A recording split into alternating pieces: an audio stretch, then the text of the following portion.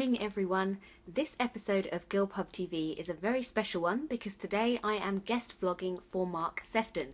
So hi Mark, and hi all of your viewers out there. So those of you who listen to Mark's radio show Talk Business on a regular basis might remember that I actually appeared on the show and did an interview with Mark back in April. And I've got a couple of videos about that as well. One is just an audio of the interview, and the other one is a video diary of my trip up to Coventry and my day with Mark. So I will link both of those below if you're interested in having a look. Now Mark has asked me to do a video on the topic of creativity, which is something that I think we all have to deal with, whether you're in a typically creative role or a more corporate role. At times we all have to create things, we have to come up with new ideas and put things out into the world. So Mark's asked me to talk about what I think creativity is and how you can tap into yours. So let's get started. So creativity is, I think, something that's quite hard to define. We all kind of know what it feels like when we're being creative, and we certainly know what it feels like when we're stuck and we're not being creative, but actually putting it into words is quite tricky. I think when I feel creative, it's a sense of energy, a sense of motivation, of enthusiasm, of passion. You get quite excited, and it's basically a feeling of movement. So when you're creating something, you feel like you're moving forward, new things are coming, ideas are flowing freely. And of course, by contrast, when you lack creativity, when you feel kind of stuck in a rut, you feel very stationary and like you can't really move forward. So it's a bit of an abstract idea, but that's how I would describe creativity and what it is. It's a sense of motivation, of excitement and enthusiasm, and of moving forward and creating new things.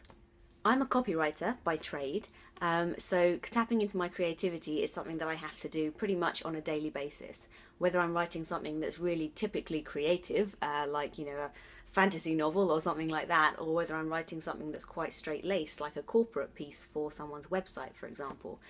It's always a creative process because I'm always having to get inside my client's head and sort of just embody what they want to say and try and find a creative way of putting it out there in the right words and in the right way. So I have 3 tips that I'm going to share for how to tap into your creativity, and particularly how to get back into your creative zone if you're in a bit of a rut and you're feeling a little bit stuck. So the first tip is to move around. If you're feeling stuck, just get up away from your desk and go and do something else. Now obviously this is easier if you're at home, but if you're in an office you can do it as well. So if you're in an office, then maybe just take a walk around the car park and come back, or take a walk around the office, or go and make a cup of tea. I always find that the best ideas come to me when I'm not trying to think of them. It's just sod's law, that's how it works.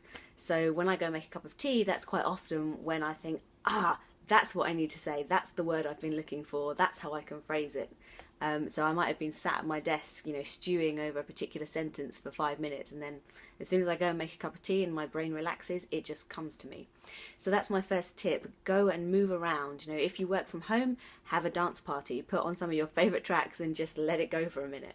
If you work in an office, maybe you have a smaller dance party or just go and make a cup of tea. Do something to get your mind sort of free again. You can even walk around the block, go outside, get some fresh air. Just any of these kinds of things when you're not just staring at a computer screen at your desk is going to help you to tap back into that creativity. Tip number 2 is to try and ease the pressure a little bit by doing a private first draft. So as a writer, a first draft for me is writing on a computer screen. Sometimes it's making some handwritten notes, but it's generally a first draft of a written piece. However, as you can see, I also film videos. So if you're in a medium like this, then your first draft might just be letting the camera roll for a couple of minutes before you start delivering your content. So whatever it is that you're doing, whether it's written, whether it's on camera, whether it's coming up with a brief or a spider diagram of ideas for a meeting or a presentation, whatever it is that you're trying to do creatively, give yourself the opportunity and the freedom to have a private first run at it. Even if it's practicing your presentation at home, in front of the TV. Whatever it is, take the pressure off. So instead of sitting down and thinking, I need to do this and what I produce now is going to be what I deliver, give yourself that first draft. Allow yourself to just write whatever, write anything that comes into your mind, or say anything that comes into your mind on the camera. Whatever it is, take that pressure off and just allow yourself that first draft. And remember, you can always edit it out later. If you're really struggling to get your creative juices flowing, then tip number 3 is to try and think back to what you did as a child. So for a lot of us, being in childhood is a much more creative time than adulthood, naturally, because when you're a child, you haven't yet learnt the proper ways to do things, and a lot of the time you haven't learnt really what self-doubt is either. So you'll find that lots of kids are just really freely creative. You know, they'll be painting, they'll be colouring, they'll be drawing, they'll be writing books, writing films, filming films, all kinds of stuff. When I was little, I used to put on plays with my friends all the time, and I used to write the scripts and I used to film them, and I used to do all kinds of stuff. And then as you grow up, you start to learn that sometimes things aren't good enough, and sometimes people have expectations, and all of these kind of pressures and ideas of the right way of going about stuff get kind of put onto you.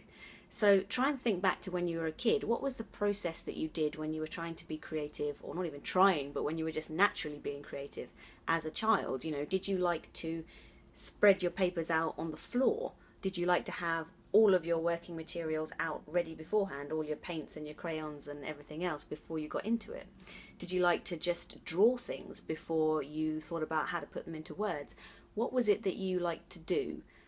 So have a think about that. Try and remember what it was that you were doing, and see if there's any way that you can reasonably apply that within your adult working life. So it might be something as simple as sketching something out before you try and put it into a usable, manageable form in whatever way you have to for your job. Or it might be something like recording some ideas on camera before writing them out. Think about the different ways that you used to do things, and think about how you might be able to reasonably use that in whatever structure you have to for your job. And try and remove that feeling of I'm not doing it the right way. And of course, if you work for a company, you might have to work within a certain framework or certain restrictions, that's fine.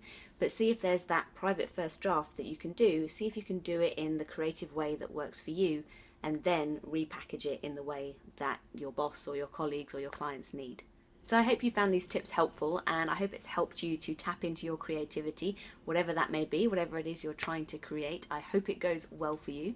Thank you so much for watching, and thank you, Mark, for this opportunity to talk to all of your viewers. If you'd like to learn more about me, then come over to my YouTube, I'll put the link below, and also check out my website, www.gilpub.com. If you'd like to talk to me on Twitter, the handle is @HannahGilb. And thanks very much for watching, and I will speak to you all soon.